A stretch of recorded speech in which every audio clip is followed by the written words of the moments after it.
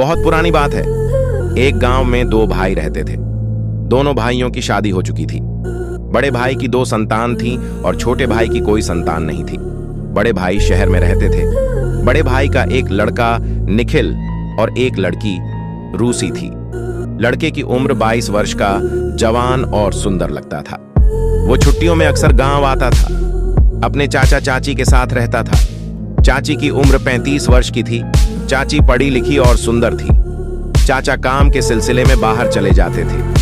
कभी कभी तो 2 से 3 सप्ताह लग जाते थे और मुझसे कहते, जब तक मैं आ नहीं जाऊं तब तक शहर नहीं जाना। चाचा के जाने के बाद चाची मेरा और भी ख्याल रखती थी। चाची दिन में साड़ी पहनती थी और रात में नाइटी पहन मेरे साथ सोती थी। एक दिन मैं फोन चला रहा था। चाची पोंछा लगा रही थी। उनकी साड़ी का पल्लू नीचे गिर गया। मैं चाची की ओर देखा तो ब्लाउज की 2 बटन खुले हुए थे। चाची पहुंचा लगते मेरी तरफ आ रही थी। तभी मेरे शरीर में मनों की बिजली दौड़ गई। तभी मेरा फोन बजने लगा। मैं दूसरे कमरे में निकल गया। फोन पर बात होने के बाद मैं फिर आ गया। देखा कि चाची नहाने जा रही हैं। मैं फिर फोन चलाने लगा। थोड़ी देर बाद चाची ने मुझे आवाज दी। निखिल, मैंने बोला। बोलिए चाची, मैं तौलिया लाना भूल गई। तौलिया मुझे दे दो। निखिल ट्वेल लेकर बंथूर्म की ओर बढ़। देख कि बंथूर्म का दरवाजा खुला था और चाची नहा रही थी। मैं ये सब पास से देखा। चाची भी मेरी तरफ अनदेखा कर रही थी। मैंने कहा, चाची ट्वेल। चाची खड़ी हुई और ट्वेल के लिए हाथ आगे किया। मैं ये सब देख नहीं पा रहा था।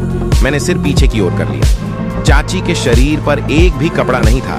मैं चाची मैक्सी पहनकर आई और फिर साथ खाना खाया और फिर चाची कहने लगी, निखिल तुम्हें शर्मा बहुत आती है। फिर चाची बोली, निखिल बाजार चलना है, तुम नहा लो।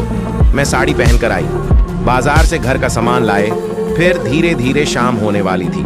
खाना खाया और हम दोनों टीवी देखा। तभी चाची सीरियल देखने लगी। मुझे नींद आ रही थी। मैं बैंड पर सोने लगा। थोड़ी देर बाद चाची ने टीवी बंद कर दिया। उन्हें भी नींद आ रही थी। फिर वो उसी कमरे में साड़ी उतारकर नाइटी पहनने लगी। मैं सोने का नाटक कर रहा था। चाची सुंदर थी और नाइटी में और सुंदर लग रही थी। फिर चाची ने बल्ब बंद कर दिया और पास में ही लेट गई। उनकी नाइटी से सब साफ साफ दिख रहा था। चाची कुछ देर बाद सोने लगी। मुझे नींद नहीं आ रही है। मन में कुछ अजीब हो रहा था। मैंने धीरे धीरे अपनी हाथ चाची की ओर बढ़ाया। मुझे लगा चाची भी सोने का नाटक कर रही हैं। मैंने करवट बदल ली। कुछ देर बाद चाची ने करवट बदली तो वो मेरे ऊपर पैर रखा। मुझे ऐसा लगा कि कुछ चुभ रहा था, लेकिन मनो मेरे पूरे शरीर में बिजली दौड़ गई हो। निखिल को लगा जैसे चाची ने जानबूझकर करवट बदलते समय पैर रखा हो, लेकिन वह असमंजस में था। दिल जोर से धड़क रहा था। तभी अचानक बाहर से कुत्तों के भौंकने की आवाज आई और चाची एकदम से उठ बैठी। चाची घबराते हुए, निखिल, लगता है कोई घर के बाहर है। निखिल तुरंत खड़ा हो गया और खिड़की से बाहर देखा। कोई अजनबी आंगन में घूम रहा था। निखिल ने तुरंत दरवाजा बंद कर दिया। चाची भी घबराई हुई थीं। निखिल, चाची आप यहीं रहिए, मैं देखता हूं कौन है। निखिल ने छड़ी उठाई और बाहर निकला। वह आदमी भाग गया, लेकिन उसकी परछाई निखिल को पहचान में आ रही थीं। अगले दिन निखिल को पता चला कि गांव में चोरी की वारदातें बढ़ गई थीं और वही शख्स कई घरों पर नजर रख रहा था।